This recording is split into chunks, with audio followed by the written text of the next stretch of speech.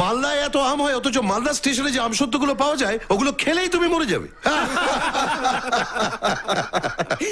ছেলে তো একেবারে তৈরি হয়ে গেছে মশাই। আর ছেলে দেখতে হবে তো, হ্যাঁ?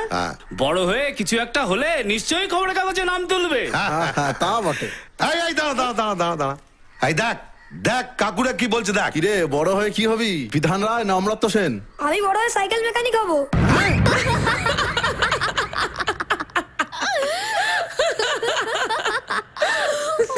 পর পর পর পরেরটা। সেদিনই বুঝেছিলাম এই ছেলে আমার মুখ কতখানি উজ্জ্বল করবে। তারপর শোন, একদিন রাত প্রায় 10টা নাগাদ আমি আমার বাড়ি ফেরার সময়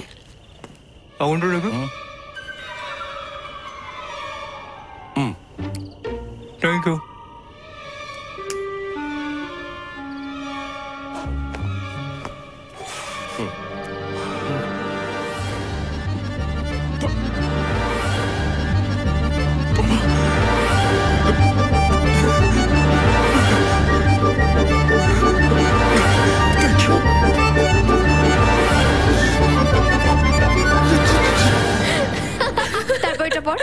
পরেরটা মনে হয় আরো সাংঘাতিক।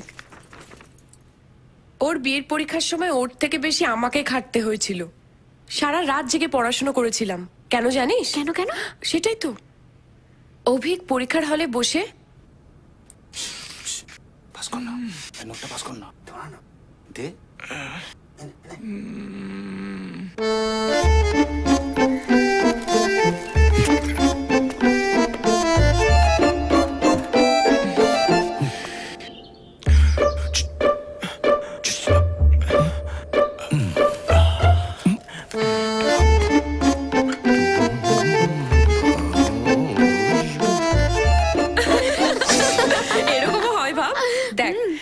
তবু আমি ওকে কিছু বলতে পারি না।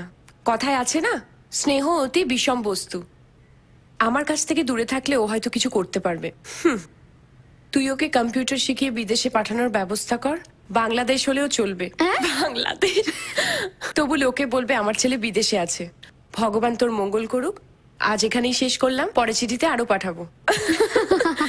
এই এবার এটা গুছিয়ে রাখ। এবার দেখবো এই চিঠিটা পড়ে বাবার কি রিয়াকশন হয়। চল ঢুকে রাখ।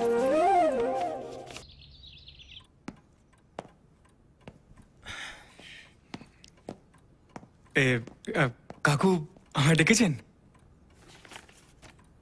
এটা কি জানো? টেন্ডার ফাইল হবে।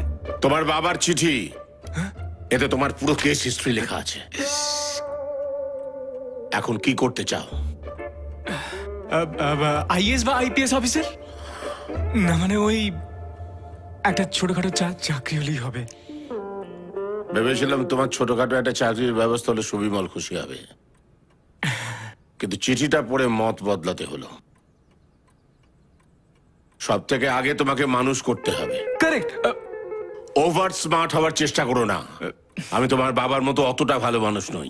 জানি না, মানে আমি না ঠিক ওটা বলতে চাইনি কাকু। নিজেকে শোধরাও, না হলে আমি তোমাকে শোধরাবো। যাও যাও।